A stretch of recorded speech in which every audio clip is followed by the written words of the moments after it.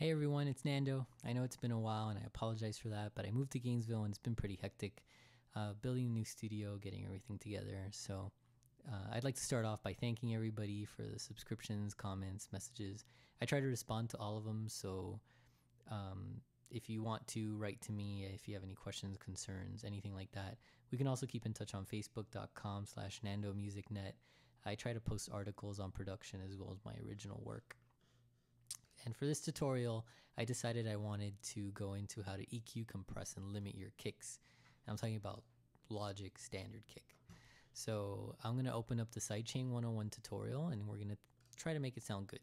So if you want to load up Logic and follow along, I'm going to post the download link in the description. All right, I'm going to start by soloing our kick and we're going to have a listen. Now you can immediately hear some things there. You can hear the chirp in the high end. There's a lot of mid-range, so let's work on this. Let's turn on our analyzer so we can get a better look at what's going on. So that way you have a reference, a visual and an audio reference of what's going on. Well, there's that chirp, and there's that mid-range I was talking about. All right. This kick looks pretty good, so let's get rid of that chirp first of all. It's very noisy. I don't want it there.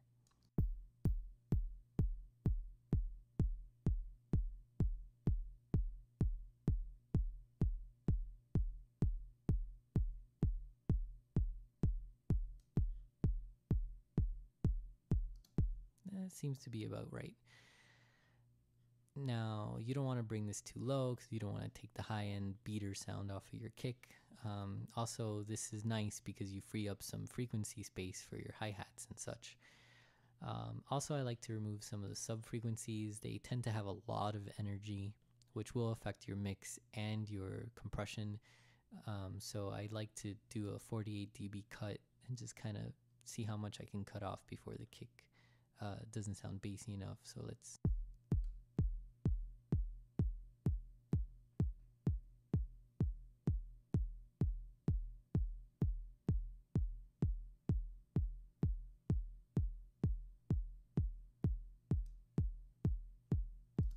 That sounds pretty good right about there. Now let's try to clean up this mid-range a little bit. It's usually around 315. All that noise right there.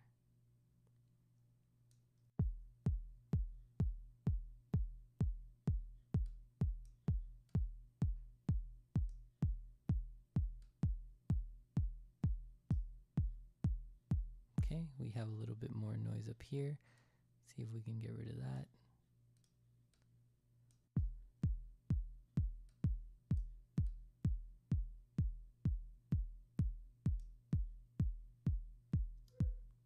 That seems about right. If you want your kick to have a little bit more punch, remember that subs in a club love the 80 to 100 range. So that's where you would want to boost. This kick seems to have a lot of stuff going on in there.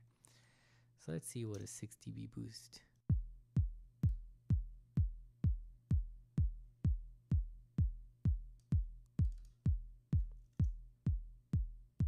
Yeah, it gives it a nice low end punch. Now, I want to compare.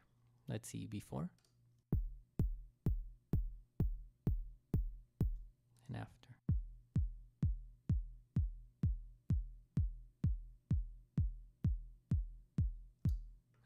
It's starting to sound a little better. Now what I want to do is compress it, and that's going to bring out the attack on the kick.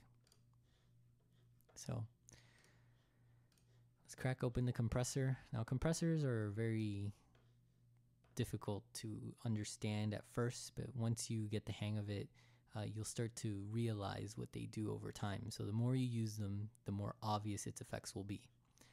So I like to use the class AR or any kind of peak. You want it to be peak because RMS is for like vocals. It's very smooth compression. It takes the root mean square of the signal and that's how it processes the compression, but what we want is peak. I like to use the class AR. That seems to be the best sounding one, in my opinion.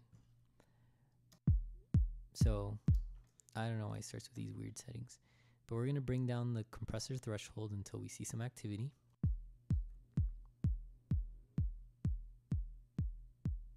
Now you see I'm bringing it down pretty low and it's not really doing much, but that's because our ratio is too low. So we're going to bring it up to about 5. Now, let's see.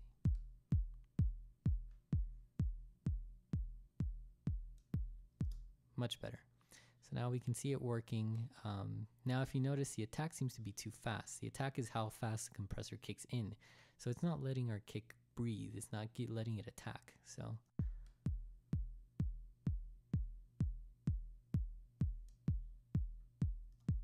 you got to give it some space. So that sounds a little better.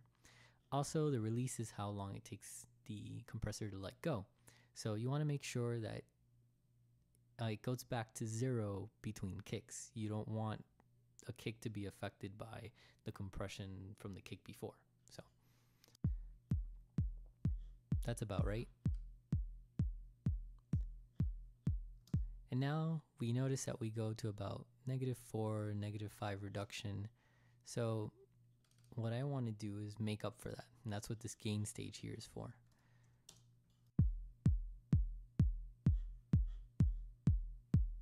So let's compare.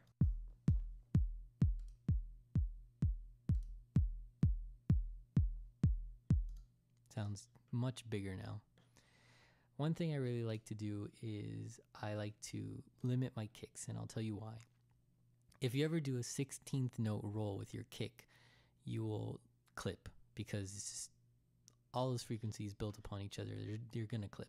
So I always put a limiter just to make sure that doesn't happen, and also to finish taking up the rest of the headroom on that track.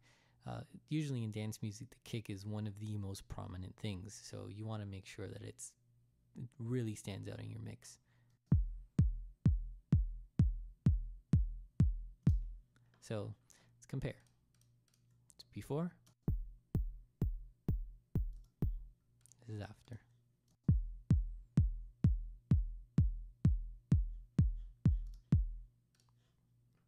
And now let's see how it compares before.